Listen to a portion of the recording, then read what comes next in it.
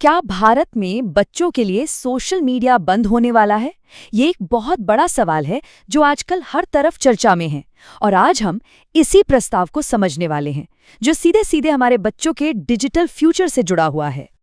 तो सवाल आखिर है क्या? क्या बच्चों को सोशल मीडिया से पूरी तरह दूर कर देना चाहिए? फिलहाल भारत के कुछ राज्य इस बात पर बहुत गंभीरता से सोच रहे हैं। चलिए थोड़ा और गहराई में जाकर समझते हैं कि आखिर ये पूरा मामला है क्या। अच्छा, तो ये बात अभी पूरे देश में नहीं हो रही है, बल्कि खास तौर पर दो राज्यों में इस पर जोर शोर से चर्चा चल रही है, गोवा और आंध्र प्रदेश। इन्हीं दो जगहों पर इस प्रस्ताव पर काम हो रहा है, जो इसे एक नेशनल डिबेट का मुद्दा बना सकता है। तो ये बैन आखिर लगेगा किस पर? मतलब कौन सी उम्र के बच्चों की बात हो रही है? ये प्रस्ताव खास तौर पर 16 साल से कम उम्र के बच्चों के लिए है। इसका मतलब ये हुआ कि अगर ये लागू होता है तो 16 साल से कम उम्र के बच्चे सोशल मीडिया प्लेटफॉर्म्स इस्तेमाल नहीं कर पाएंगे। अब सवाल ये उठता है कि ये आइडिया आखिर आया कहाँ से? इसकी प्रेरणा मिली है एक इंटरनेशनल एग्जाम्पल से, जिसे ऑस्ट्रेलियन मॉडल कहा जा रहा है। चलिए समझते हैं कि ये मॉडल आखिर है क्या चीज़। देखिए, ये जो ऑस्ट्रेलियन मॉडल है ना, ये ऑस्ट्रेलिया में हाल ही में पास हुआ एक कानून है। इसका सीधा सा मकसद है नाबालिगों की ऑनलाइन सेफ्टी को बढ़ाना, और इसके लिए उनकी सोशल मीडिया तक पहुंच को कंट्रोल किया गया है। भारत के राज्य भी कुछ इसी तरह के फ्रेमवर्क पर गौर कर रहे हैं। लेकिन सबसे बड़ा सवाल तो यही है, सरकारें आखिर ऐसा करना ही क्यों चाहती हैं? इसके पीछे वजहें क्या हैं? इसके पीछे 3 बड़ी और अहम वजहें बताई जा रही हैं। आइए एक एक करके इन्हें समझते हैं। सबसे पहली और सबसे बड़ी चिंता है मेंटल हेल्थ।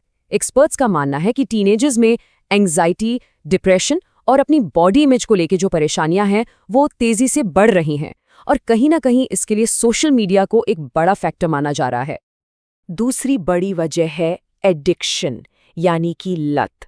सोशल मीडिया के जो एल्गोरिदम है वो ऐसे बनाए ही गए हैं कि लोग, और खासकर बच्चे, बस स्क्रॉल करते रहें। इसका सीधा असर उनके ध्यान लगाने की कैपेसिटी और उनकी पढ़ाई पर पड़ रहा है।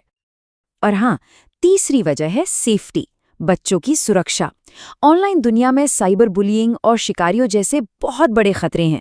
इन खतरों से बच्चों को बचाना और उन्हें एक सेफ डिजिटल माहौल देना इस प्रस्ताव का एक बहुत जरूरी मकसद है। तो क्या ये सब सुनकर ऐसा लग रहा है कि कानून बन गया है? नहीं, ऐसा बिल्कुल नहीं है। ये समझना बहुत जरूरी है कि ये प्रस्ताव अभी सिर्फ विचार के लेवल पर है। चलिए देखते हैं कि दोनों राज्यों में इसका करंट स्टेटस क्या है। तो अभी की सिचुएशन ये है कि गोवा में आईटी मिनिस्टर इसके कानूनी कागजात देख रहे हैं, मतलब लीगल एंगल से इसे परखा जा रहा है। वहीं दूसरी तरफ आंध्र प्रदेश में एक स्पेशल कमेटी बनाई गई है जो ये स्टडी कर रही है कि इस तरह का बैन लागू करना प्रैक्टिकल भी है या नहीं। तो ये सारी बातें घूम फिरकर हमें एक बहुत ही बुनियादी सवाल पर ले आती हैं। एक ऐसा सवाल जो सिर्फ टेक्नोलॉजी का नहीं है, बल्कि हमारे सोचने के तरीके का भी है। तो असली सवाल ये है, क्या बैन लगा देना ही सबसे अच्छा रास्ता है, या फिर हमें फोकस करना चाहिए डिजिटल एजुकेशन पर? मतलब बच्चों को ये सिखाने पर कि इस ऑनलाइन दुनिया के खतरों से कैसे बचें और इसके मौकों का सही इस्तेमाल कैसे करें।